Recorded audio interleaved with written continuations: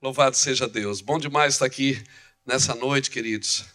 Nós estamos felizes por poder compartilhar aquilo que o Senhor tem trazido no nosso coração. A gente estava conversando lá na casa do pastor Fernando, ele dizia assim, rapaz, você está viajando bastante, né? Então não para. Eu digo, rapaz, você não pode reclamar daquilo que você orou para acontecer, né? Você diz, Senhor, me usa onde o Senhor quiser, eu faço o que o Senhor quiser. Nunca ore assim, irmão. Por favor, deixa eu te ajudar. Não ore assim. Esse negócio, né? Eu fui inventar de cantar música do Judson. Onde tu quiseres, como desejares, por favor, usa-me. E aí a gente não pode reclamar daquilo que a gente pediu para acontecer. Eu sou um homem feliz por poder pregar o Evangelho de Jesus. E sou mais feliz ainda de saber que eu não teria capacidade para isso se não fosse a sua graça e a sua misericórdia. Quando Paulo disse, a graça do Senhor está sobre mim, e eu não fiz a graça vã. É o que eu procuro fazer, não fazer a graça vã. Amém? A graça vem sobre nós, mas nós precisamos pegar isso e trabalhar. Tem gente que passou na minha vida, irmãos, deixou uma palavra. Muitos irmãos passaram na minha vida, eu tive em conferência que aquele pregador falou uma coisa, aquilo impactou meu espírito, eu peguei aquilo e levei para um quarto. Não torne a graça vã. Amém? Tem pessoas que passaram na minha vida que falaram sobre reino. Uma frase que ele falou, um versículo que ele citou, eu peguei aquilo, levei para o meu quarto e nutri. E me submeti àquela palavra. Nós não podemos desprezar a graça de Deus. Trabalhar em vão, a Bíblia diz, se o Senhor não edificar a casa, Salmo 127, em vão trabalhos que edificam, inútil vos será acordar. Irmão, trabalhar em vão não é fazer a coisa errada, é fazer a coisa certa da forma errada. Trabalhar em vão não é você fazer coisas erradas, é você saber que está fazendo o certo. Mas às vezes nem o certo pode ser no tempo certo. Então, a minha preocupação é não trabalhar em vão. Porque o que nos cansa não é a obra de Deus. A obra de Deus não cansa. A bênção do Senhor enriquece e não acrescenta dores. O que nos cansa é fazer a nossa obra. Obrigado pelo seu amém evangélico. Aleluia. Estou feliz, estou com a minha esposa aqui. Louvado seja Deus. Hoje eu não vou ter que dormir com o Rafael Conrado. Aleluia. Aleluia. E estou feliz também.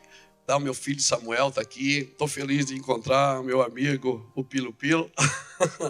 Pastor Bertel, pastora Zilda, as meninas, nós temos uma aliança.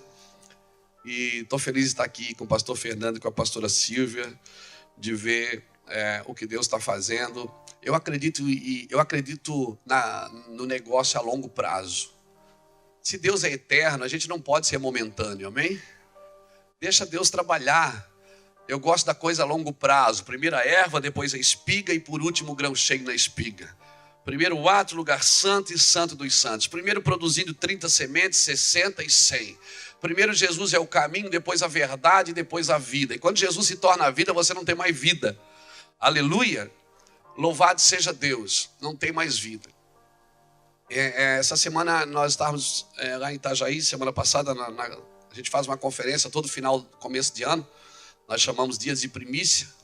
A gente vai para a igreja e dorme lá, inclusive, leva o colchão, um travesseiro, uma garrafa d'água, um chimarrão. E fica lá, dormimos na igreja por 7 dias, com toda a equipe de governo do ministério. E por 7 dias a gente fica lá. E vai chegando lá para o 4º dia, 5º dia, a gente vai ficando meio noiado. Porque é muita revelação, todo mundo passa muito tempo sem comer, e então o negócio fica meio estranho. E aí, rapaz, é um negócio estranho. Dá vontade de não sair mais dali. E uma das palavras que o Senhor tem falado ao nosso coração é que nós temos que aprender a perseverar. Em 2016, a palavra que está no meu coração é santidade. Amém? Uma igreja separada, perseverar. Perseverar não é andar debaixo da carga.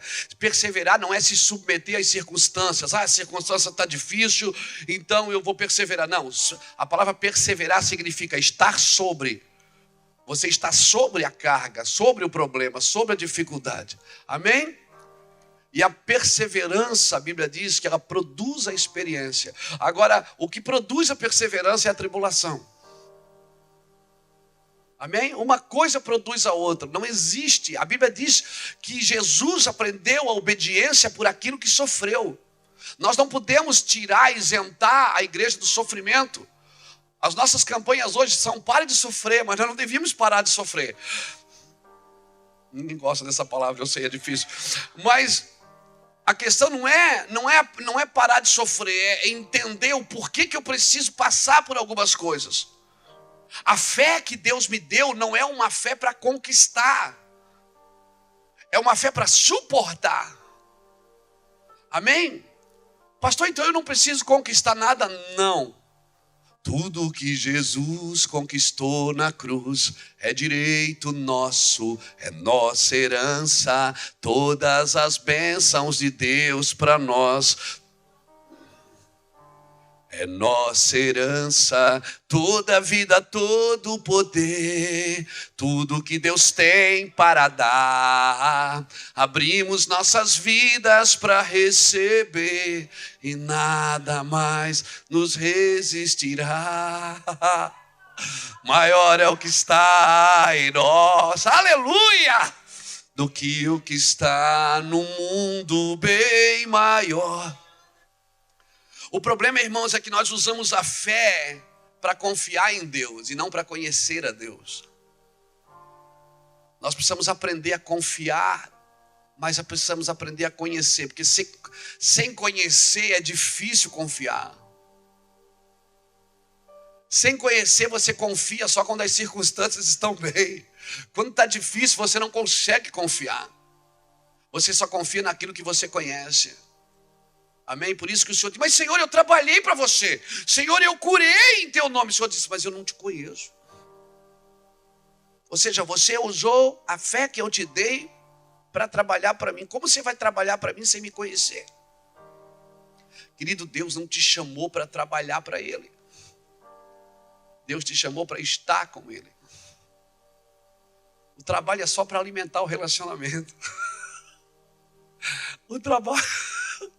Porque é difícil você conhecer a Deus e não se envolver com aquilo que Ele está fazendo. É difícil você conhecer a Deus e não se impressionar e não querer estar totalmente inserido naquilo que o Senhor está fazendo.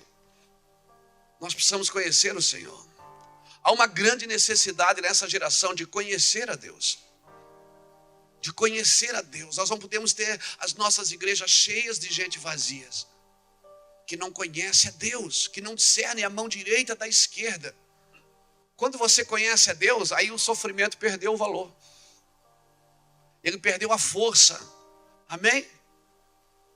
A fé, querido, não é para conquistar, já está conquistado. O que é que eu preciso fazer? Eu preciso conhecer a Deus e saber o que é meu. Amém?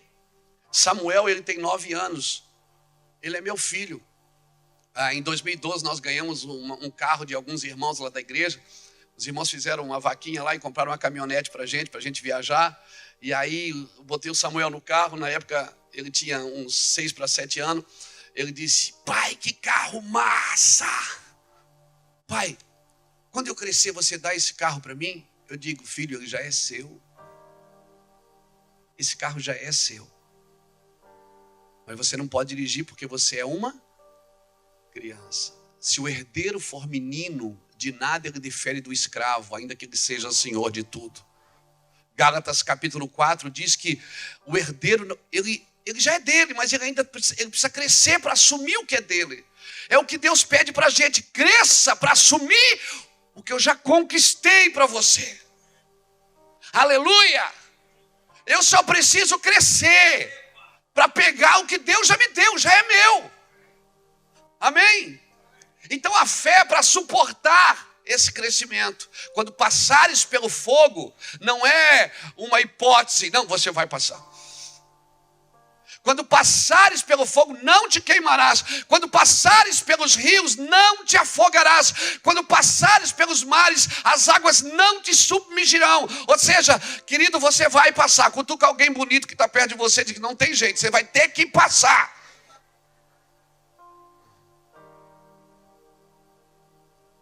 Você vai ter que passar. Se você não passou ainda, eu profetizo. Não vou profetizar não. Nem precisa profetizar, porque não tem jeito. Você vai passar. Aleluia! Louvado seja Deus, amém? Louvado seja o Senhor por tudo. Aleluia, nós precisamos entender isso. Eu acredito que o melhor de Deus não está por vir, ele já chegou. Nós só precisamos nos posicionar. A única maneira, irmãos, a única, não existe outra, de Deus mostrar que Ele está no controle, é permitir que a gente entre em situações que a gente não pode controlar. É a única maneira dele me provar que Ele está no controle. É Ele permitir que eu entre em alguns lugares que eu tenho certeza que eu não posso controlar aquilo. Amém? Amém? E eu queria falar sobre deserto. Meu Deus, desanimou. Eu quero dizer para você que o deserto não é o fim das coisas, é o começo delas. Aleluia! O deserto é transitório. Ninguém morre no deserto. Tem gente que morre no deserto. Rebelde morre no deserto. Rebelde morre no deserto. Mas ninguém mora no deserto. Deserto é transitório. Aí você decide, você quer passar 40 dias ou 40 anos. Jesus passou só 40 dias, porque foi prático na obediência. Agora, deserto, querido. Para que Deus me leva para o deserto? Para provar que Ele está no controle. O que é que o povo plantou no deserto? Nada. Quando Deus levou o povo para o deserto, a primeira coisa que Deus mudou foi o cardápio. Ele disse, agora vocês vão comer do que cai do céu. Não é mais a terra que controla vocês, sou eu. O deserto você vai para saber que é Deus que está cuidando de você, aleluia. Por isso que quando chegou na terra prometida, parou o maná. Na hora parou o maná. Eles chegaram em Gilgal, a Bíblia diz que naquele ano eles comeram do produto da terra, Josué capítulo 5. Por quê? Porque também ninguém vai viver só na dependência, né, irmão? Tem que também produzir, né? Quando chega na terra da promessa, tem que produzir. Quando eles estavam no Egito, a mentalidade era de escravo. No Egito, por que Deus não podia ser adorado no Egito? Porque Deus não pode ser adorado no ambiente de Faraó. Deus tem que ser adorado no ambiente dele. Amém? Deus tirou o povo do Egito, levou para o deserto. Ele disse, porque eu quero que eles me sirvam. Eu quero que eles sejam abençoados. Eu quero cuidar deles. No deserto ninguém comprou sapato, ninguém comprou roupa.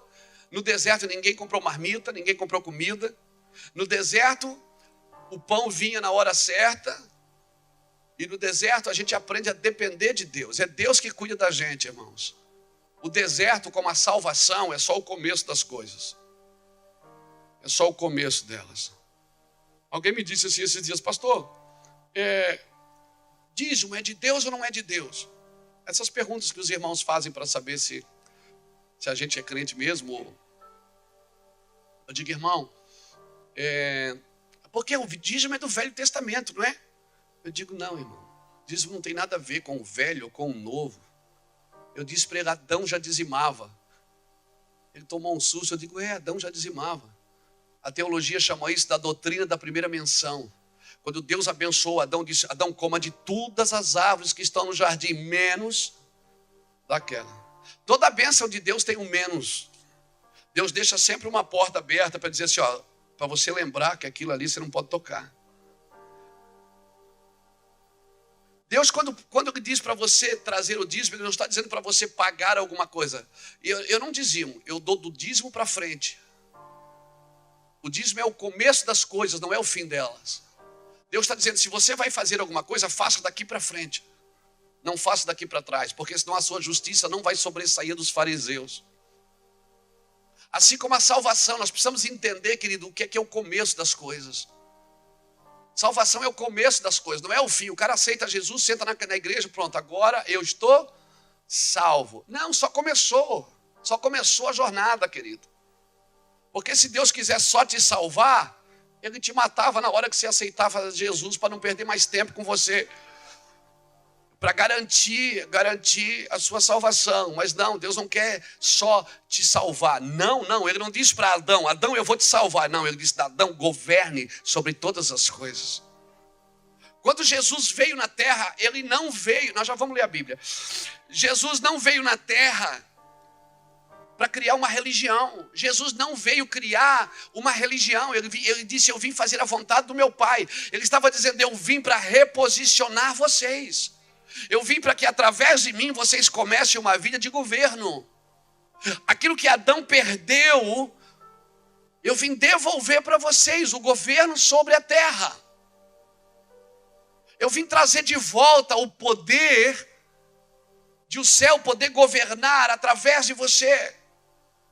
Mas nós, queridos, nós aprendemos o quê? Aceitar Jesus, ficar sentado na igreja, esperar Jesus voltar para ir para o céu.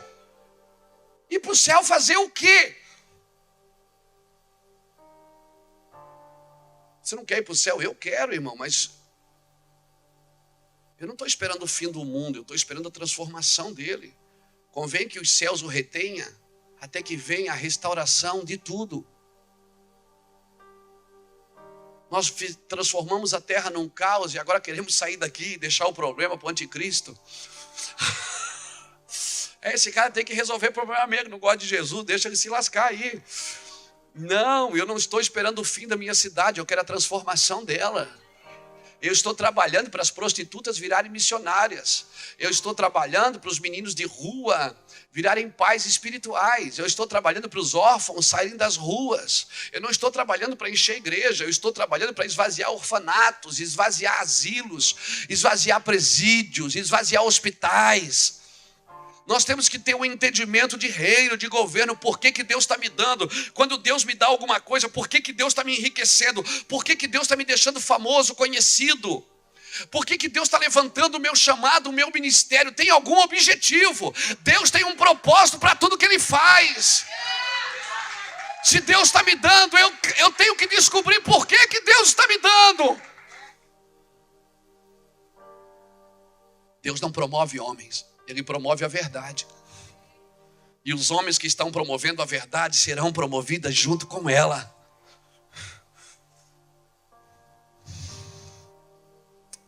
Abra sua Bíblia comigo em Mateus capítulo 4. Oh, Espírito Santo, obrigado por estar aqui, Senhor. Nos submetemos à Tua glória nesse ambiente, Senhor. Nos submetemos à Tua palavra, à Tua vontade, ao Teu Espírito, Deus da minha vida. Senhor da minha casa, Senhor dos exércitos. Pai, nós submetemos a Ti, Abba. Vem com a Tua glória sobre as nossas vidas. Que essa palavra, Senhor Deus, saia como uma flecha aos corações que aqui estão, Senhor. Que essa palavra rasgue-nos no meio, Senhor. E nos reposicione em glória, nos reposicione em governo, Senhor. Eu me submeto a tudo aquilo que o Senhor vai fazer aqui nesta noite, Pai. Submeto o meu coração, a minha vida, os meus olhos, os meus sentimentos e pensamentos, Senhor. O meu espírito cativo ao Teu Espírito. Que Teu nome seja glorificado, Deus, em nome do Senhor Jesus Cristo. Em nome do Senhor Jesus Cristo. Vem com a Tua glória. Vem com o Teu poder. Vem com a Tua misericórdia. Mateus capítulo 4, queridos. Diz assim.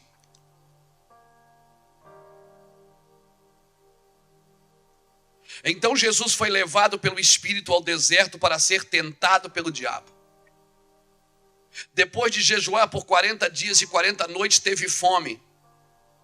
O tentador chegou-se a ele e disse: se tu és o Filho de Deus, manda que essas pedras se transformem em pão. Respondeu Jesus: está escrito, nem só de pão vive o homem, mas de toda a palavra que sair da boca de Deus. Então o diabo levou a cidade santa e lhe colocou sobre o pináculo do templo. Ele disse: se tu és o Filho de Deus, lança-te daqui para baixo, pois está escrito, aos seus anjos darás ordem a teu respeito, e eles tomarão nas mãos para que não tropece naquelas pedras, em alguma pedra. Respondeu-lhe Jesus: também está escrito, não tentarás o Senhor teu Deus. Levou novamente o diabo a um monte, diga comigo, a um monte, muito alto, e mostrou-lhe todos os reinos do mundo e o seu esplendor. e lhe disse: tudo isto te darei se prostrado me adorares. Então Jesus lhe disse: vai-te, Satanás, pois está escrito: ao Senhor teu Deus adorarás e só a Ele servirás. Então o diabo deixou e chegaram os anjos e o serviram. Louvado seja Deus. Irmãos, essa foi a primeira vez que o Espírito de Deus interage com o diabo. Porque é a primeira vez que um homem, agora ele tem o Espírito Santo nele, não sobre ele. Se você olhar... Obrigado, meu irmão. Se você olhar para o Velho Testamento, você vai ver que o Espírito vinha sobre, principalmente sobre o profeta, sobre os reis e sobre os sacerdotes. Mas essa foi a primeira vez que o Espírito estava em um homem. O Espírito de Deus estava nele. O Espírito veio sobre ele, não, veio nele, veio habitar nele. E foi a primeira vez que céu e terra, que inferno e a terra, através de um homem, interagem, que Deus interage com o homem, com o diabo através de um homem. Essa história é fascinante porque, se você for analisar, você vai perceber que o diabo não sabia quem era Jesus. Até os 30 anos, Jesus ficou escondido. O diabo não sabia quem era Jesus. Ele não sabia quem era. Tanto é que ele mandou matar todas as crianças. Se ele soubesse qual que era a criança, ele matava uma só. Mas o diabo nunca sabe o que Deus está por fazer. Aleluia. Ele trabalha, ele joga, ele trabalha na intimidação. Quando Moisés nasceu novamente, ou melhor, na primeira vez, Faraó mandou matar todas as crianças também. Por quê? Porque Faraó não sabia qual que era a criança. E Deus tem um senso de humor tremendo. Ele pega a criança que Faraó quer matar e esconde na casa de Faraó. A Bíblia diz que ele zomba dos seus inimigos. Ah, Faraó, você quer matar o meu menino? Pois você vai criar ele para mim. Foi isso que aconteceu, irmãos. Deus escondeu o filho da promessa na casa de Faraó. É assim que Deus trabalha. Eu não tenho medo e nem vergonha de dizer que até o diabo é o diabo de Deus. O diabo só faz o que Deus permite, ou então o que a gente permite. Deus nos dá autoridade para subjugar, ou então a gente permite ele trabalhar. Quando chega em Jesus, Jesus nasce. E o diabo não sabia quem era a criança de novo. E novamente ele manda matar todas as crianças. Já que o diabo não mudou a estratégia, Deus também não muda. Ele diz para José: pega o menino e vai para o Egito. O Egito é um bom lugar para esconder os filhos de Deus. E quer saber, tem muitos filhos de Deus escondidos no Egito. Aleluia. O diabo não sabia quem era Jesus até os 30 anos. Por isso que Maria guardava tudo no coração, diz a Bíblia. Satanás não sabia quem era Jesus. Só quem sabia quem era Jesus era José, Maria, Simão, que apresentou ele no templo, Ana, Zacarias, eu creio que sabia também, Isabel, João Batista. Porque quando as crianças saltaram no ventre, Isabel sabia. Mas poucas pessoas sabiam, era só esse grupo de pessoas que sabiam quem era Jesus. Jesus não foi apresentado publicamente. Existia uma profecia no capítulo 2 de Salmo de número 2, do versículo 6 em diante, diz assim: proclamarei um decreto e direi, tu és meu filho, eu te gerei, pede-me e eu te darei as nações por herança. Deus ainda não havia proclamado um decreto. O que é proclamar um decreto? É torná-lo público. Deus não tinha tornado público que Jesus era filho dele. Por isso que o diabo não sabia quem era Jesus. Até os 30 anos, o diabo não sabia quem era Jesus. Quando Jesus entra no Jordão para ser batizado por João Batista, então Deus tornou público. Então o céu se rasgou e Deus disse: esse é meu filho amado, em quem a minha alma se compraz. Deus citou Salmo de número 2. Deus tornou público. Eu fico imaginando o diabo com a mão na cabeça. Deixa eu conjecturar aqui com você.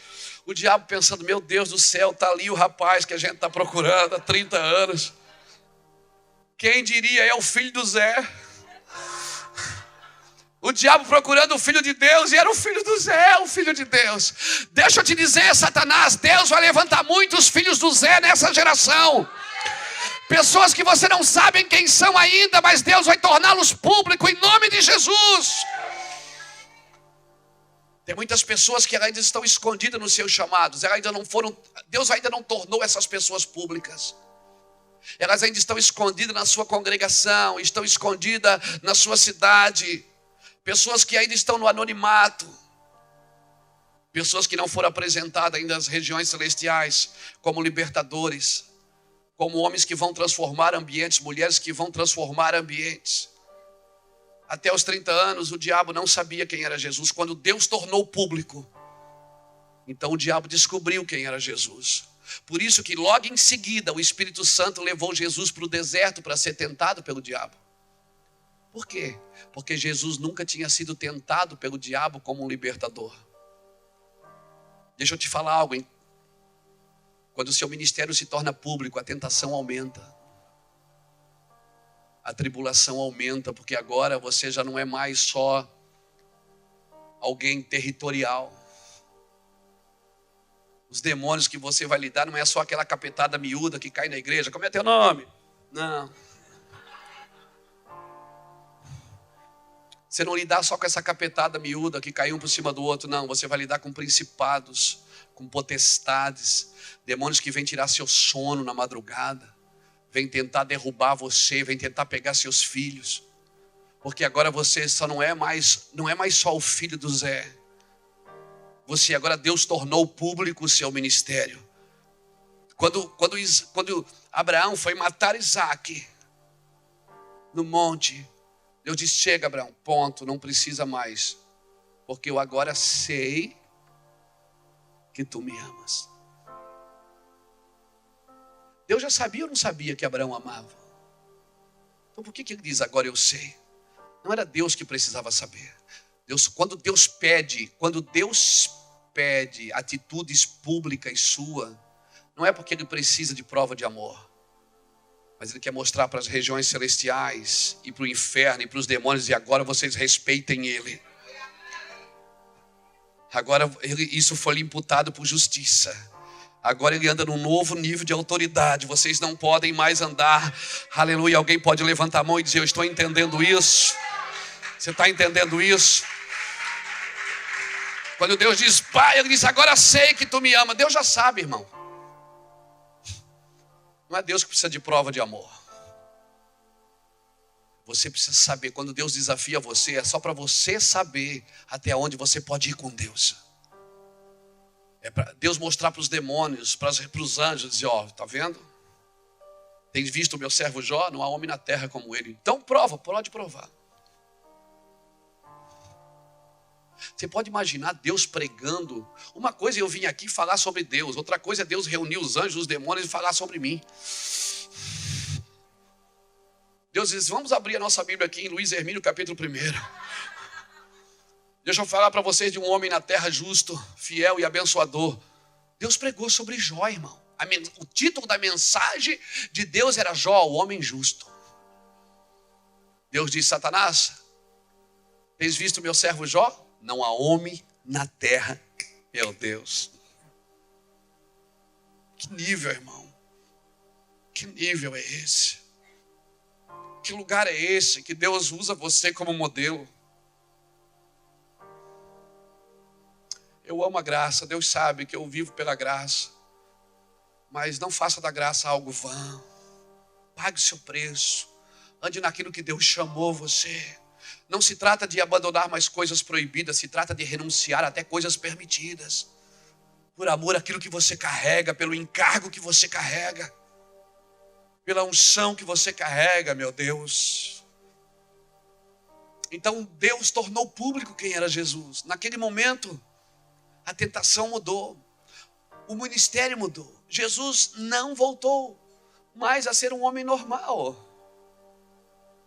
Ele não voltou mais a ser um homem normal. Dali o diabo pegou ele pela mão e levou para o deserto. E soltou lá no deserto. Aí o diabo vem e diz: se tu és o filho de Deus. Jesus tinha acabado de ouvir. Ele tinha acabado de ouvir: tu és meu filho. A primeira iniciativa do diabo na tentação é: se tu és mesmo, prova. Filhos de Deus não precisam provar. Eles não fazem milagres para provar quem são. Eles não precisam ter grandes ministérios para se sentir filho. Filho de Deus pode morar em Alphaville ou em Alfavela, irmão. Não importa. Filhos de Deus, eles se posicionam como filhos de Deus, eles sabem quem são.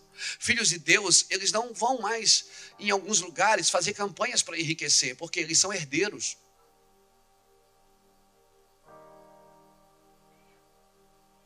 Você é herdeiro. Amém. Aleluia. Quer saber? A caminhonete já é sua. Quer saber? Isso já é seu. Você só precisa crescer para assumir o que é seu, porque o herdeiro não pode ser menino. Amém. Não se dá herança para criança. O menino precisa crescer. O menino precisa crescer para assumir o que é dele. Você já é seu. Essas coisas que você está buscando já são suas. Você precisa crescer para tomá-las. Amém? É seu. Pega porque já é seu.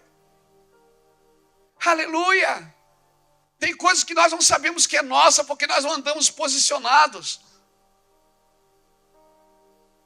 Essa semana eu falava com o Samuel e disse: filho, você já tem 9 anos, filho. Eu vejo algumas atitudes dele assim. O pai sempre quer que cresça ligeiro, porque, né, Eu vi algumas atitudes dele assim, de muito menino, muito criança. Eu digo: filho, você já é um menino, já tem 9 anos, você precisa crescer aqui, ó. Ele disse: não, pai, eu quero crescer aqui, ó. Eu disse: vejo que és profeta. Nós precisamos crescer aqui. Irmão, igreja não se dirige com a cabeça. Não, porque ela já tem uma cabeça. Aleluia. O quanto você está disposto a exercer misericórdia, enquanto você está disposto a exercer perdão, o quanto você está disposto a exercer generosidade, é esse nível que você vai receber. É esse nível que você vai andar, aleluia. Louvado seja Deus. E, querido, o diabo perguntou, primeiro por 2 motivos, eu acredito. Se tu és o Filho de Deus, por quê? Primeiro para deixar Jesus em dúvida. Jesus não precisava ter dúvida, porque agora ele tem o Espírito. Era a primeira vez que um homem tinha o Espírito de Deus dentro dele. Mas Jesus já não era filho de Deus, mas ele crescia como uma criança normal. Está aí uma coisa que Adão não provou, ser menino. Adão não provou ser menino, ser criança. Jesus, ele viveu todos os processos de uma criança. Aleluia. E ele passou a ter o Espírito de Deus. A Bíblia diz que ele crescia no Espírito, mas ele passou a ter o Espírito de Deus naquele dia. Então ele foi levado para o deserto para ser tentado pelo diabo. Na cabeça do diabo, irmão, o diabo conhecia Deus. O diabo já tinha vivido em glória, pense nisso. Ele conhecia Deus, ele jamais poderia entender que um filho de Deus agora está passando fome no deserto. Como que o filho de Deus pode ter fome no deserto? Você já passou por isso? De alguém dizer assim para você: como é que esse cara pode ser crente que passa uma luta desgraçada? Como é que ele pode ser o filho de Deus, está toda a vida na pior, na luta? Irmãos, esse é o problema. A gente tirou do nosso evangelho algumas necessidades. Nós tiramos do nosso evangelho necessidade. Em 2006 eu tive que fazer uma cirurgia, fiquei doente, fiquei 6 meses na minha casa. Teve gente que foi embora da igreja, porque agora, como um pregador de milagres, está doente, está em pecado. Porque nós criamos alguns paradigmas na igreja, nós criamos algumas coisas carnais, que são niveladores de espiritualidade na igreja. Então, se o cara tem bastante, então ele é bênção, ele é de Deus. Se ele tem pouco, ele não é de Deus. Se ele está doente, Deus está provando. Se ele está bem, então ele é um homem de Deus. Nós criamos niveladores, querido, de espiritualidade. Isso não tem nada a ver com espiritualidade. Aleluia! Na realidade, espiritualidade não tem a ver o quanto você tem de Deus, mas o quanto Deus tem de você. Não se trata de quanto você tem de Deus, mas quanto Ele tem de você. Quanto Deus tem do seu tempo, da sua vida, do seu ministério. E é isso que faz de você alguém de Deus. Deserto, querido, ele é necessário. Deserto é necessário. Esses dias eu conversava com o irmão e eu dizia para ele, cara, eu sei que eu preciso orar mais, eu sei que eu preciso buscar mais, eu estou me sentindo assim, que eu preciso entrar num lugar mais profundo no Senhor. Ele disse, pastor Luiz, vai para o monte, vai orar no monte. Eu digo, irmão, eu orei no monte a minha vida inteira. Mas vai no monte, pastor, porque quando a gente vai no monte, a gente é abençoado. Aí eu li esse texto aqui, eu fiquei meio assim, eu disse, se você vai no monte para ser abençoado, cuidado.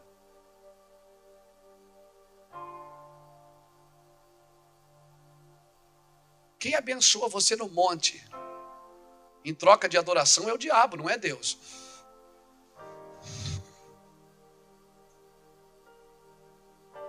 O diabo levou Jesus no monte e disse, se tu me adorares, eu te dou tudo isso aqui. Deus não te leva no monte para ser abençoado, Ele te leva para sacrificar.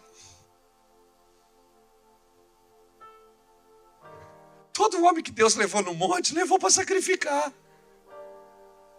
E nós vamos para o monte para ser abençoado. Nós trocamos valores, irmãos. E a gente pergunta por que não acontece mais coisas na igreja? Porque nós vamos trocando valores.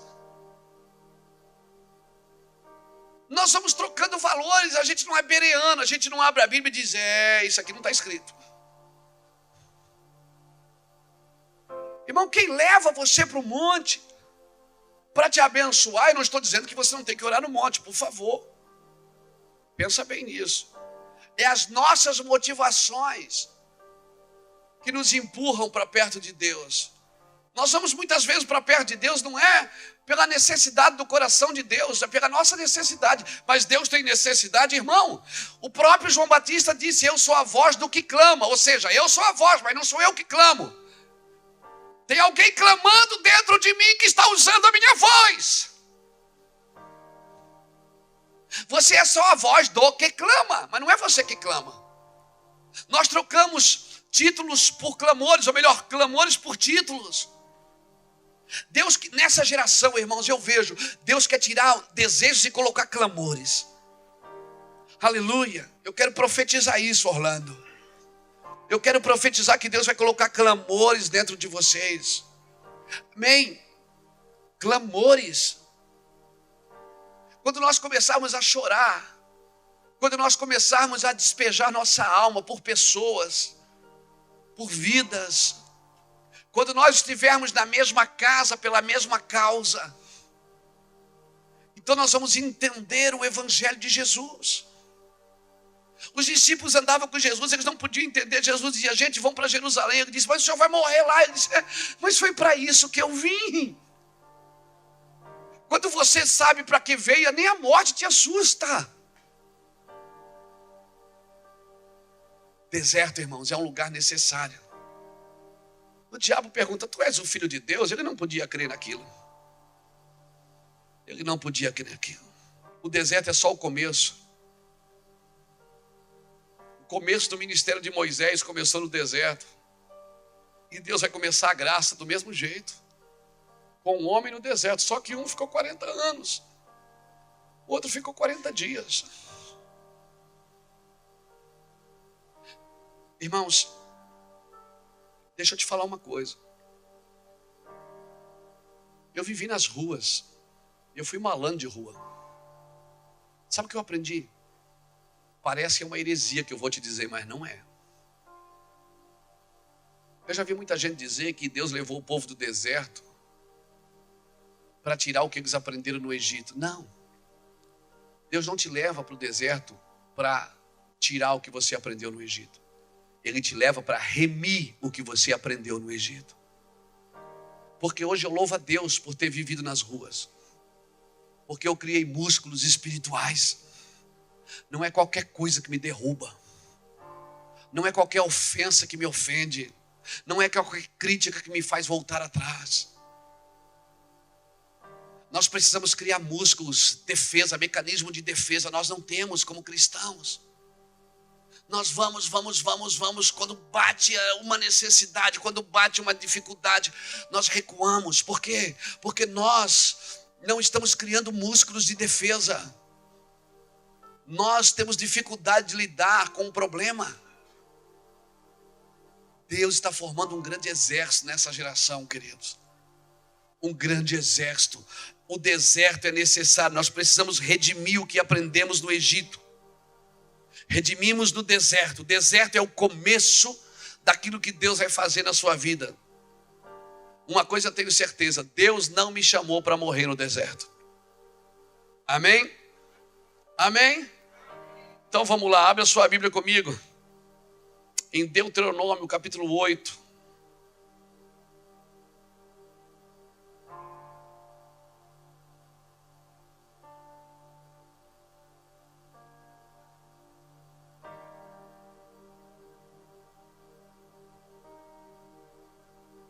Glória a Jesus. Até no final você vai me amar. Amém? Eu sou querido. Eu não vim aqui para colocar cargas sobre você. Não, meu trabalho é ativar você. Sabe qual é o trabalho que eu faço? Eu sou um despertador. Só que o despertador, ele tem o poder de me acordar, mas não tem o poder de me tirar da cama. Esse é o meu trabalho, é despertar.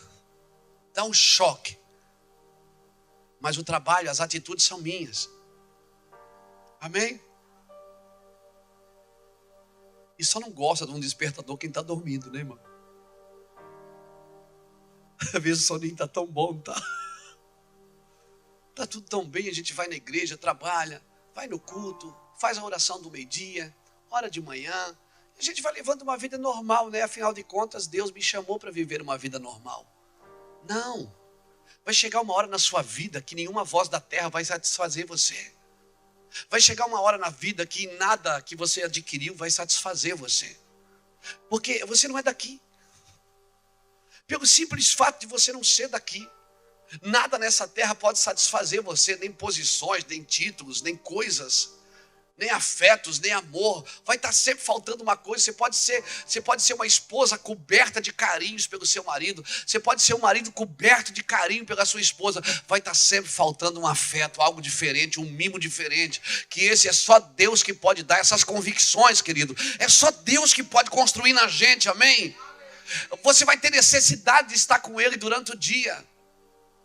Aquela falta, aquela coisa que acorda, a gente não sabe o que fazer, e aí não sabe o que fazer, e aí chega uma hora que a gente não sabe o que fazer. E aí passa a tarde e a gente não sabe o que fazer, por quê? Porque falta alma. Nós somos espirituais. Aleluia, nós somos um ser espiritual, e só o céu pode curar a terra não pode se curar a si mesmo. Por isso venha o teu reino, Senhor, seja feita a tua vontade aqui na terra, como é no céu. Deus precisa de canais de justiça nessa geração. Homens e mulheres que dizem: Deus, eis aqui um canal de justiça. Eu estou a fim de atrair o teu poder e a tua glória para a minha geração. Só que eu não tenho que produzir o que eu tenho que atrair. Eu não tenho que produzir uma coisa que Deus me chamou para atrair. Aleluia. Aleluia. Irmãos, deixa eu falar uma coisa para você. Às vezes eu vejo profetas nessa geração, homens como Bertelli, homens como outros pregadores, como eu também, como pessoas que andam fora. Hoje é tão legal, a gente lê os livros de Spurgeon, a gente lê os livros de Charles Finney, não é? A gente lê os livros de Jerônimo, lê os livros de tantas pessoas que mudaram. Eu tive na casa de Wesley, a gente lê os livros de Wesley. Meu Deus, que coisas sobrenaturais. Só que todos esses homens, na época que eles viveram, eles foram considerados como hereges. Por quê? Porque eles sempre andam na frente da sua geração. Eles vêm primeiro. São profetas de previsões. Eram homens que diziam. Irmãos, homens que apareceram no Brasil, como Gregório McNutt. O Gregório, há 20 anos atrás, apareceu no Brasil, pregando coisas que a gente dizia, não, esse cara é fora da casinha. Teve igrejas que o Gregório pregou, as pessoas tiraram o microfone da mão dele e expulsaram ele da igreja. E ele ficou na porta gritando, eu vou estar debaixo daquela árvore, se você quer me ouvir, eu vou estar lá. Há 20 anos atrás. Irmão, olha para a vida de Paulo, todo barco que ele entrou afundou. Toda a cidade que ele entrou foi expulso. Toda a sinagoga, ele tinha que sair de algum jeito escondido. Quando você começa a entrar em Deus, você vai andar fora da sua geração. Você vai andar aquilo que a gente chama fora da casinha. Você diz, esse cara aí é muito estranho isso. É estranho. Todos esses homens que eu citei aqui para você, eles eram estranhos na sua época. Porque eles falavam coisas assustadoras. Eles mexiam com o comodismo religioso. Eles mexiam com a religião da época. Eles desafiavam. Eles traziam coisas que para a época era difícil você dizer, não, ninguém pode viver uma coisa dessa, irmãos. Todos esses homens andaram num lugar diferente. Então não se assuste, não tem nada de errado acontecendo com você. A igreja que você sonha existe. O evangelho que nós sonhamos existe. Aleluia. Aleluia. Alguém precisa falar. Alguém precisa cantar o que Deus está cantando. Alguém precisa remir. Nós somos remidores da nossa geração. Quando Jesus ressuscitou, ele foi no inferno. Ainda que algumas teologias acham que ele não foi, eu acredito que ele foi. A Bíblia diz que ele levou cativo o cativeiro. Ele foi buscar o que era dele. Irmãos, nós precisamos entrar nesses lugares. Nós somos remidores geracionais. Quando você ressuscitou, agora você tem o direito de entrar lá pela sua casa, pela sua família. Eu tenho entrado no inferno e tenho dito, Satanás, eu quero todo o dinheiro que a minha família gastou em prostituição, eu vou tirar da sua mão. Eu vou tirar da sua mão, diabo, toda a armadilha, todos os meus antepassados que gastaram com imoralidade, com prostituição, com engano, com mentira. Nós vamos remir isso, nós somos geradores, remidores geracionais, irmãos. Eu não posso só pregar pensando na minha geração. Eu não posso pregar só pensando nesse momento. Eu não posso me preparar só para o culto de domingo. Aleluia, eu entendi que Deus me chamou para ser um canal de justiça, para entrar lá e tirar da mão do diabo algumas armadilhas, algumas armas que ele ainda tem contra a minha casa e a minha família. Por isso que quando você vai cear, Jesus diz, todas as vezes que comerdes do pão e beberdes do vinho, presente, lembrarás da morte do Senhor, passado, até que ele venha, futuro. O Senhor está dizendo, a minha aliança com você é agora, é no passado e é para o futuro. A minha aliança com você toca você nos 3 ambientes. Remidores, é disso que a nossa geração precisa. E eu vou te falar, todo remidor vai passar pelo deserto. Se você quer ser um pregador normal, ter um crente normal, você vai viver uma vida normal, Deus te respeita. Mas eu te garanto, você não vai ser feliz.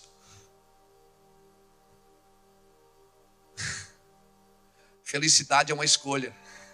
Alegria é um fruto do Espírito, não é um sentimento. Eu decidi ser alegre. Eu não preciso de coisas para ser alegre, porque se eu preciso de coisas para alegrar o meu espírito, então eu não sei quem eu sou. Eu posso ser movido por coisas. Então, quando as coisas não vierem mais, eu posso ser parado por elas. E se as coisas que te param, já não é mais Jesus que te move. Aleluia.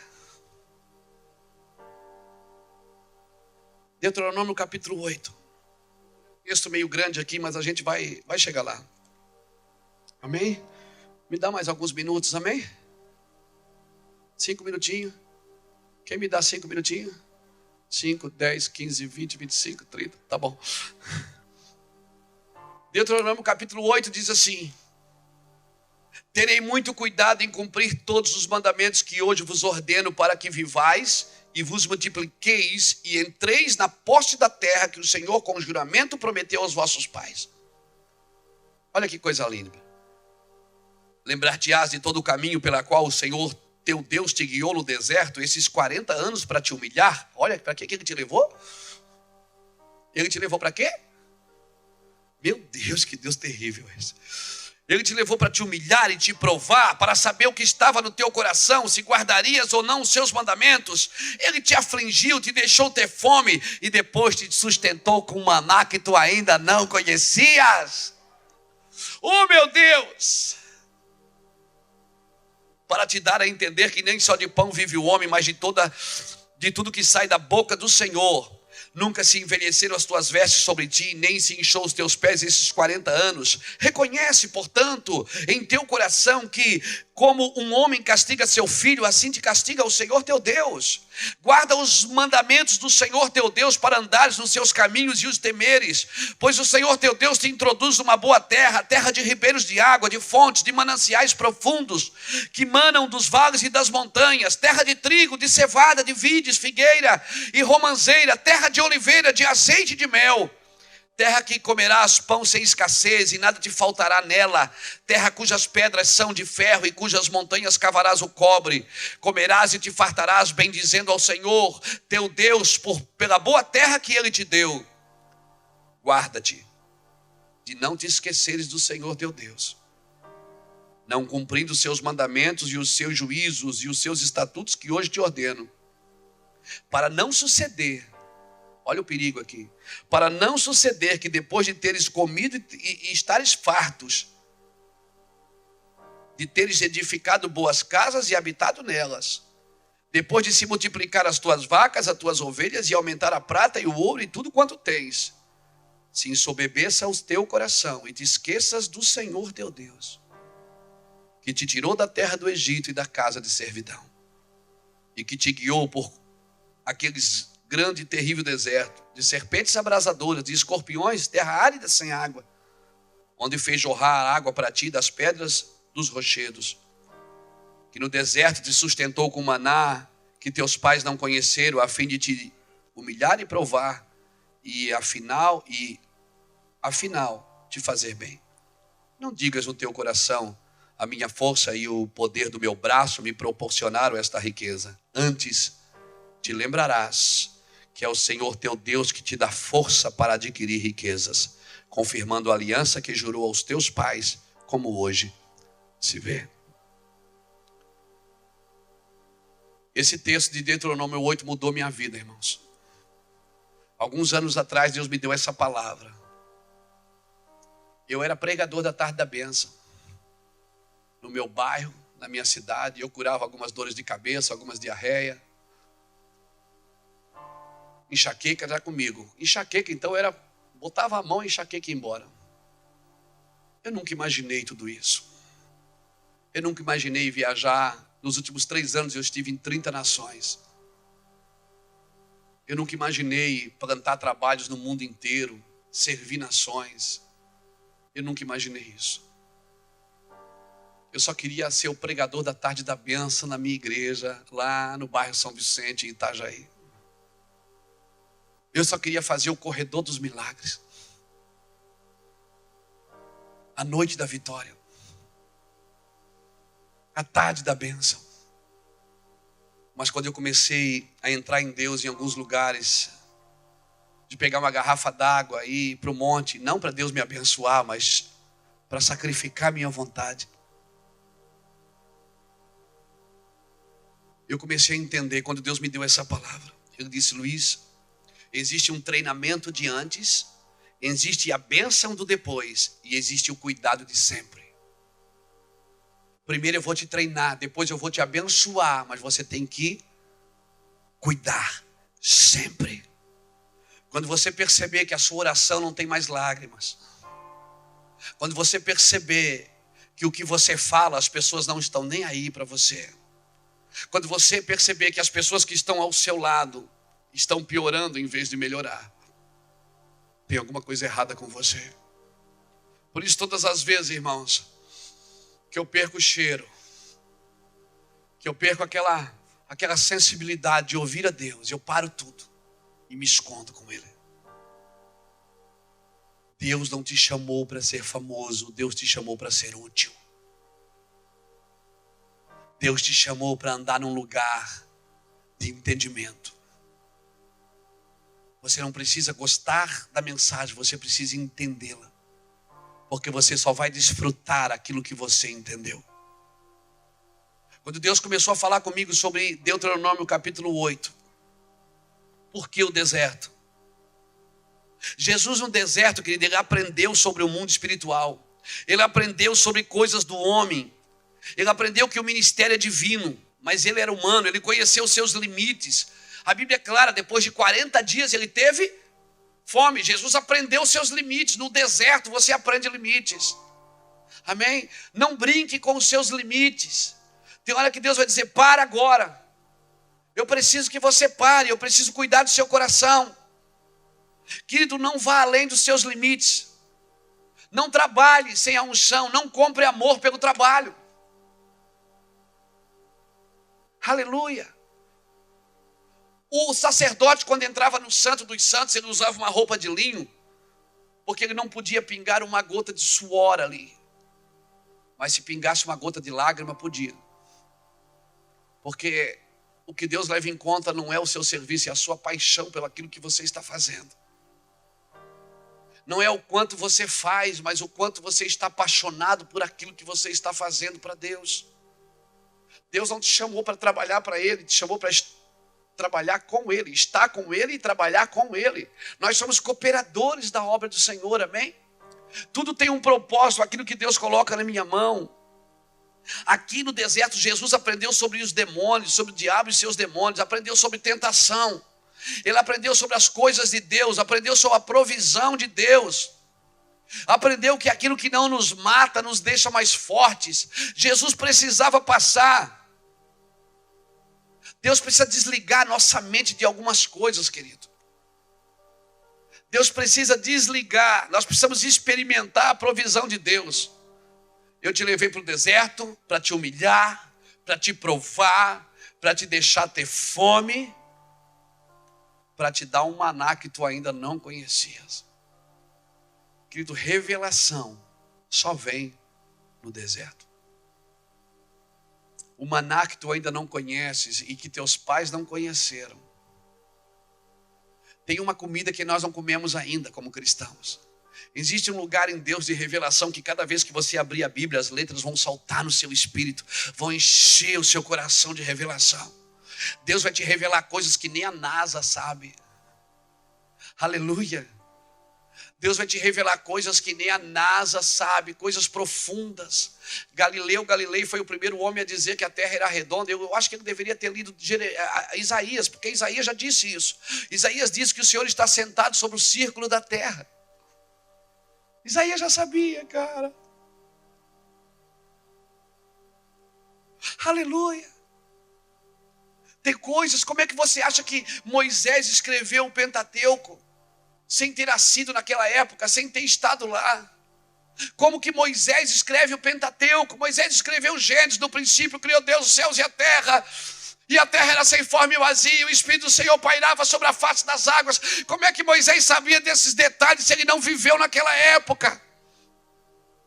Porque Deus falou para ele, olha, você fica aqui na feira da rocha, eu vou passar, e quando eu passar, você vai ver as minhas costas. Quando Deus passou, Moisés viu o que Deus havia feito, ele viu o passado de Deus, ele viu o que Deus já havia estabelecido. Então Moisés está lá no monte, na feira da rocha, com o iPad na mão, e Deus passando, ele diz, oh meu Deus, no princípio criou Deus o céu e a terra era assim. Ele começou a ver tudo que Deus havia feito até ali. Só que para mim e para você, escute. Olha o que diz Cântico dos Cânticos, capítulo 2, versículo 10. Noiva minha, pomba minha, vê, já passou o inverno. Ouve-se as vozes das rolas. Olha, a figueira está dando seus figos, o tempo de cantar chegou. Sabe o que Deus está dizendo? Já mudou a estação, você precisa se ligar, igreja.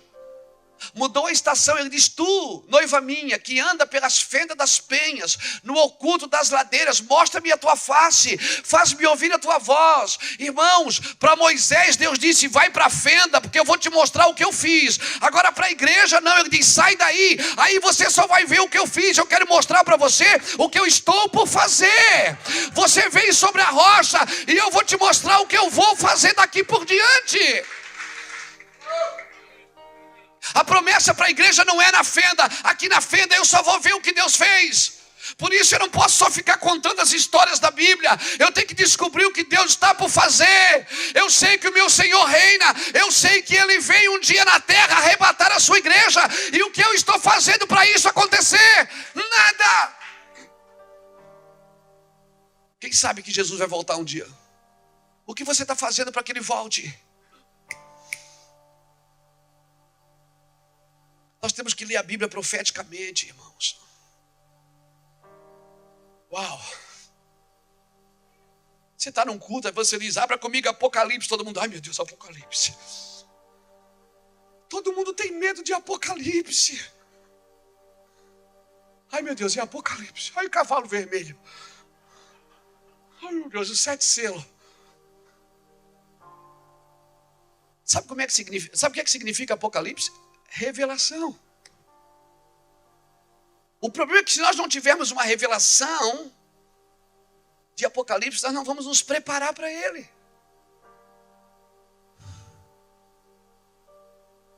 Vamos construindo uma casa sobre areia. Vem a chuva, vem os ventos, vão dar contra aquela casa, e grande será a sua ruína. Mas o homem prudente, por isso, querido, você é profético. Você é um ser espiritual. Tem uma alma e habita num corpo. Aleluia. Eu não quero mais saber o que Deus fez. Eu sei que Deus, cada vez que eu leio a história da Bíblia, Moisés, São Paulo, cara, vocês foram muito legais. Mas agora eu quero saber o que Deus vai fazer. Quando eu leio a Bíblia, eu estou lendo profeticamente, descobrir o que Deus está por fazer nos próximos dias. Aí chega alguém aqui e diz assim: ó, levanta a mão. Aí diz: eu não vou levantar, toda a vida a mesma coisa, levanta a mão. Vamos dar uma volta ao redor da igreja. Todo mundo está doido, se os outros verem aí, vão mandar internar a gente. O problema é esse: a gente deixou de ser profético. A gente tem medo do profético porque ele é assustador. A gente tem medo da revelação. Sabe o que é que significa revelação? Revelar a ação. Quando Deus traz revelação, Ele quer revelar a ação. Ele quer revelar o que Ele vai fazer. Para não te deixar de fora daquilo que Ele vai fazer. E eu não quero ficar de fora. Eu estou dentro. Eu digo para Ele todo dia. Então quando eu vou orar, eu não vou dizer para Deus o que Ele tem que fazer como se Ele não soubesse o que fazer. Não vou dar conselhos para Ele. Quando eu vou orar, eu vou dizer, eu fico ali quietinho. O que é que você vai aprontar hoje, Deus? Fala para mim, não me deixa de fora. Oração é conversar com Deus. É descobrir, deixar que Ele fale. É muito chato você estar numa conversa que só um fala. Para de falar um pouco. Parece uma heresia, né? Mas não é. Para de falar um pouco, deixa Deus falar um pouco o que Ele está por fazer. Vê, já passou o inverno, já mudou a estação. Você ainda está na Feira da Penha, você está buscando coisas que... Esquece, vai para frente. Canaã é logo ali. Eu tenho um maná que tu ainda não conheces. Por isso Ele está deixando você ter fome. Vocês sabem, vocês vão em muitas igrejas também. Bertelli também viaja bastante, vai em muitas igrejas. Existe uma fome nessa geração.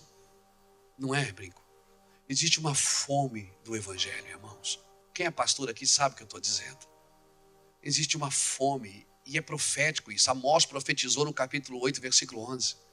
Ele disse que haveria uma fome sobre a face da terra. E não é fome de pão e nem sede de água, é de ouvir a palavra de Deus. Andariam errantes de mar em mar. Irmão, eu sou do fogo. Eu gosto da bagunça. Eu gosto do avivamento. Eu sou um cara fogaréu. Nossa igreja é chapada, é doida. Só que eu gosto da Bíblia. Eu sou da Bíblia. Eu mergulho na Bíblia. Nós estamos treinando. Nós temos meninos lá na igreja de 17 anos que estão estudando hebraico. Meninos que são os Bible Men. Nós chamamos eles de sub-20. É os nossos sub-20. Estamos preparando eles para a próxima geração. Eles têm que ler a Bíblia uma vez por ano. Eles têm que estudar. Irmão, é terrível você servir um Deus que você não conhece. Porque você fica à deriva, você não sabe o que Ele está por fazer. Mas quando é assustador, ainda que seja assustador. Eu tive uma experiência dentro de um avião uma vez, muito violenta. Eu estava dentro de um avião, pegando um voo, eu ia pregar não sei aonde. Estava sentado, lendo um livro, e tinha uma mãe com uma criança, um menino aí de uns 8, 9 anos, com uma maquininha fotográfica. E ele dizia, mãe, você prometeu, você falou. E a mãe dizia, socava o menino, dizia, cala a boca, rapaz, eu te falei. E no outro lado assim, eu olhava e via ele, você prometeu, e tá. Aí passou a aeromoça, que não era tão moça assim, estava mais para aeroanciã, assim. Ela passou e disse, tem algum problema? Deu algum problema? Ela disse, esse menino ele quer tirar foto lá com o piloto. Ele quer ir lá tirar foto com o piloto. Eu já falei para ele que não pode. A aeromoça disse, pode sim, deixa que eu levo ele lá. Pegou o menino pela mão e ele saiu assim olhando para a mãe. E ele foi, eu li o livro, eu estou lendo o livro e estou rindo, né? Curtindo. Eu gosto desses caras, irmão. Esses persistentes, xaropão, chato. Eu gosto desses caras. Eu prefiro trabalhar com aqueles que eu tenho que mandar parar do que aqueles que eu tenho que empurrar. E aí, daqui a pouco volta ele, mãe, que massa! E tá, e falava, e pai, os olhinhos brilhando, e tá aqui, olha aqui. Oi, deixou eu sentar ali e tal. E aquilo veio no meu coração assim, né? O Espírito Santo falou assim para mim, filho, tem gente que só quer viajar, mas tem gente que quer ir lá onde está o piloto. Tem gente que quer ir lá na casa das máquinas, lá onde controla tudo. Aí o Espírito Santo já me deu a mensagem, eu já peguei a cadeirinha. Tem que ser intenso, irmão. Deus não quer muito de você, Ele quer tudo. Deus quer tudo, tem que ser intenso o negócio. Aleluia. Seja intenso com Deus. Aí as pessoas vão dizer, mas isso aí é meninice. Seja menino. Cabeça de rei e coração de menina. Ah, mas para que tudo isso? Deus não é surdo, mas eu também não sou mudo. Aleluia. Amém. Seja intenso. Intenso, por favor, seja intenso. Entre lugares, faça coisas que você não achava que não teria coragem de fazer. Entre lugares que você achava que jamais seria capaz. Você vai ver, Deus vai te impressionar, irmão. Eu sou um cara que estudei pouco. Eu estudei pouco, Deus sabe. Eu não tinha capacidade. Eu fui criado sem pai. Hoje eu sou conhecido no Brasil como uma casa de paternidade. É terrível você dar uma coisa que você não recebeu. Isso é graça. Eu não aprendi com ninguém a ser pai. Tem coisas que o Espírito Santo vai dar para você, na sua pureza. Eu tenho 12 pastores da equipe de governo, 12 comigo. Todos nós não tivemos relacionamentos sadios com os nossos pais. E hoje nós somos conhecidos no Brasil como um lugar de paternidade. Pastores do Brasil inteiro vão lá em Itajaí para caminhar conosco em paternidade. Dá uma coisa que você não recebeu. Como isso? Porque isso não se trata de... Você não gera algo humano. É uma coisa estranha. Quando Maria estava... O anjo falou, eu vou te dar um filho, Maria. Ela disse, como? Eu sou pura, eu nunca estive com homem nenhum. Mas o Senhor disse, mas descerá sobre ti o Espírito Santo. O que você está gerando, Maria, não vem de contato com o homem, vem de contato com Deus. Você se relacionou com quem você precisava se relacionar. Você se relacionou com Deus e agora, bendita és entre as mulheres e bendito é o fruto do teu ventre. A pureza, Deus vai usar os puros nessa geração. E por que Deus vai usar os puros? Porque os puros não sabem fazer.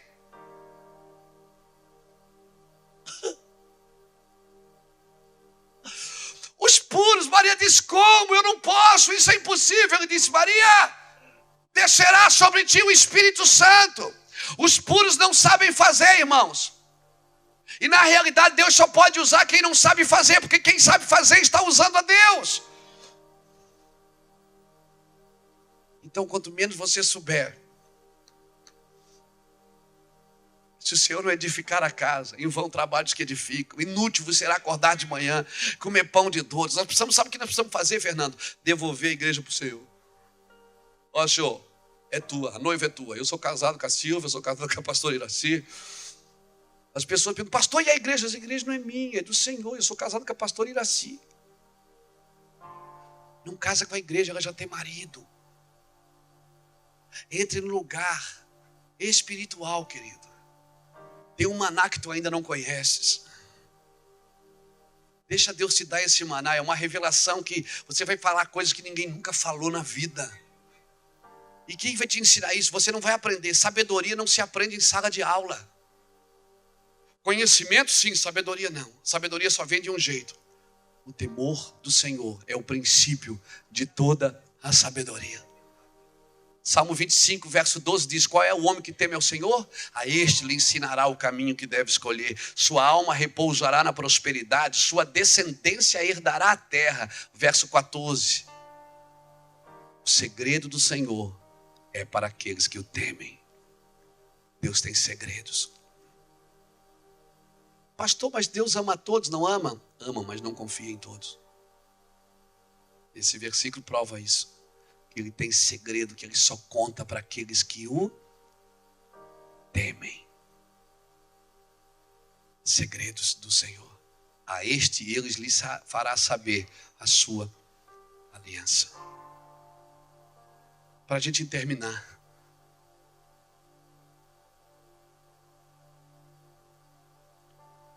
Depois, versículo 7, ele diz, você entendeu? Você entendeu? Vou te dar um maná que tu não conhece. Depois no versículo 7 ele diz assim, pois o Senhor teu Deus te introduz uma terra boa, terra de ribeiros de água, de fontes de mananciais profundos que emanam dos vales e das montanhas. O Senhor está dizendo, vai chegar um tempo na sua vida que quer você estar em cima, quer estar embaixo, vai ser abençoado. Está no vale, tem água. Está no monte, tem água. A água vai brotar dos vales e das montanhas. Daí ele começa a falar uma série de alimentos da terra. Ele diz assim, terra de trigo, cevada, vinde, figueira, romanzeira, terra de oliveira, azeite, mel, e vai vindo, e vai vindo. Trigo fala de qualidade, cevada fala de quantidade. Porque na época de Jesus, quem morava nos lugares carentes, comia cevada. Porque você comprava uma efa de cevada por um ciclo. Uma efa de farinha por um ciclo. E 2 efas de cevada. Ou seja, o mesmo valor, você comprava uma quantidade de trigo e o dobro de cevada. Cevada era o pão de pobre. Rico comia trigo. Por isso que quando Gideão disse, eu sou pobre, meu pai é pobre, minha família é pobre. E Deus disse, mas eu sou contigo.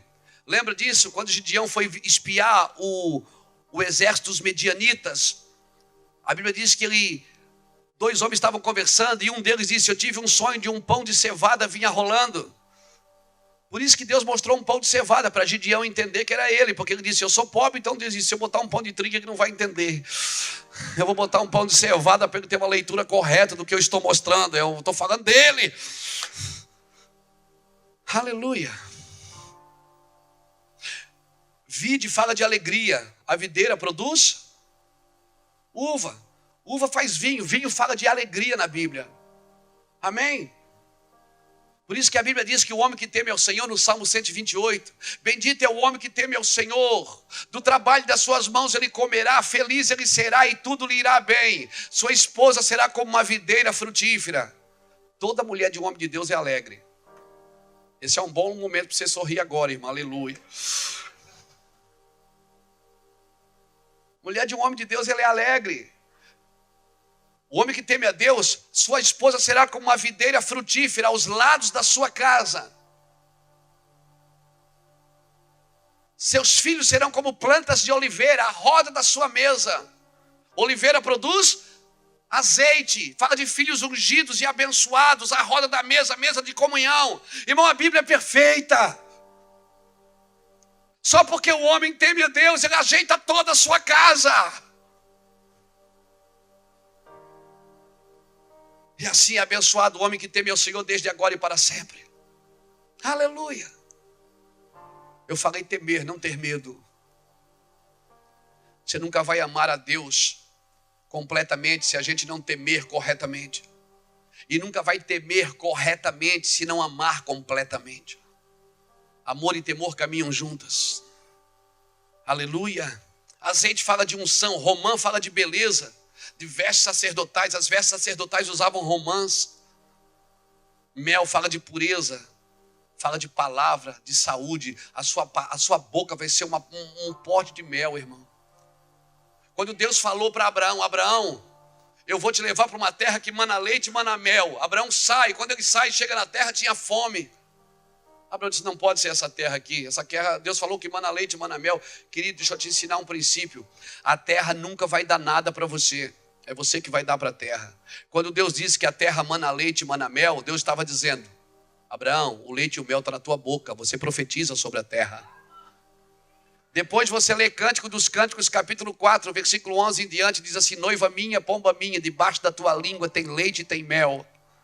Deus está dizendo, eu planto uma igreja no lugar para você mudar o lugar, não é para o lugar mudar você, cabeção. A igreja está no lugar para a gente transformar o ambiente, amém? Se em Sodoma tivesse uma igreja com 10 justos, Deus não destruiria a cidade por amor aos 10. Então o que destrói a humanidade não é a presença do ímpio, é a ausência do justo.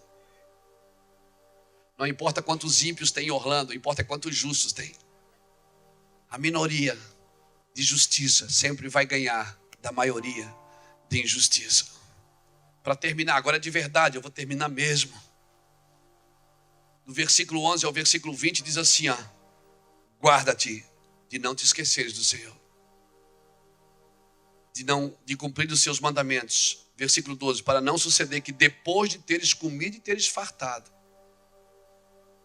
de teres edificado boas casas e habitado nelas, de ter multiplicado seus bens, se ensoberbeça o teu coração e te esqueças do Senhor que te tirou da terra do Egito.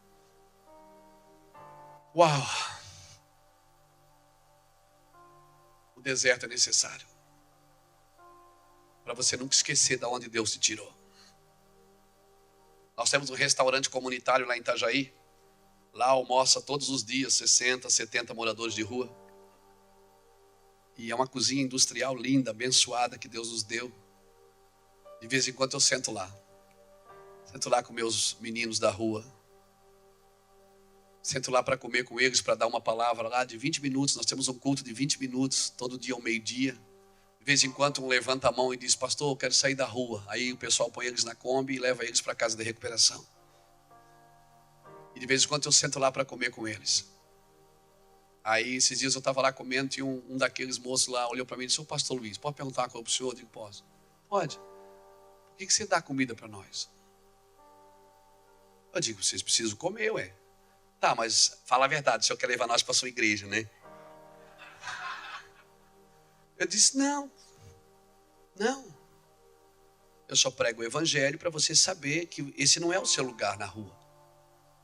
Deus não te criou para isso. Tá, mas para que você dá comida para nós? Eu digo, vocês precisam comer. Ele disse, tá. Ó, por exemplo, eu vou acabar de comer, eu vou sair daqui e vou fumar uma pedra. Eu digo, é?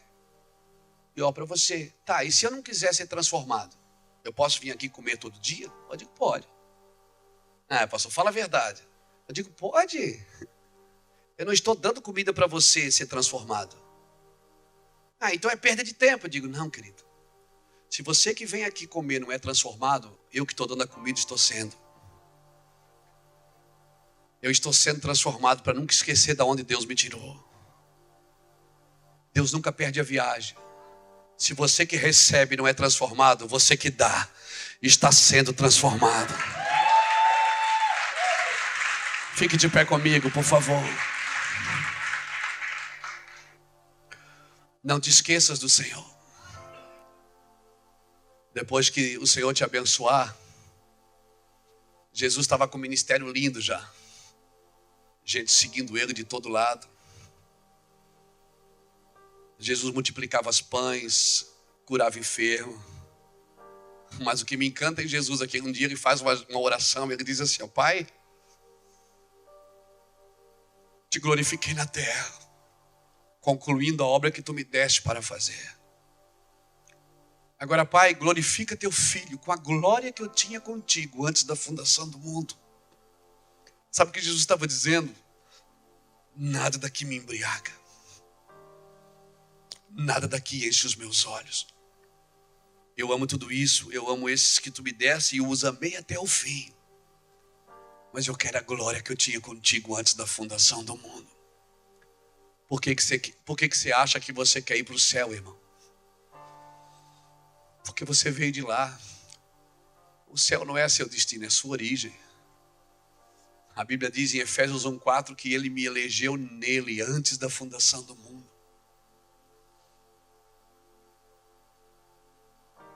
Você não consegue viver aqui e ser feliz com tudo que você tem, com tudo que você faz, sem o céu estar presente.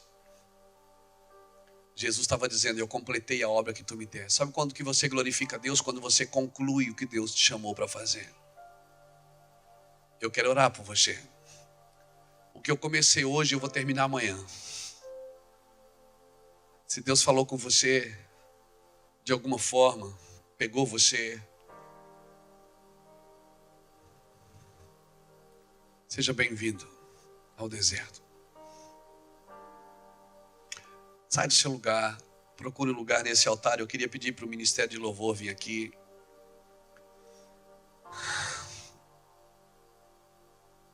Eu queria pedir que você, nessa noite, olhasse para dentro de você. Medisse as cargas que você carrega, a unção que você carrega.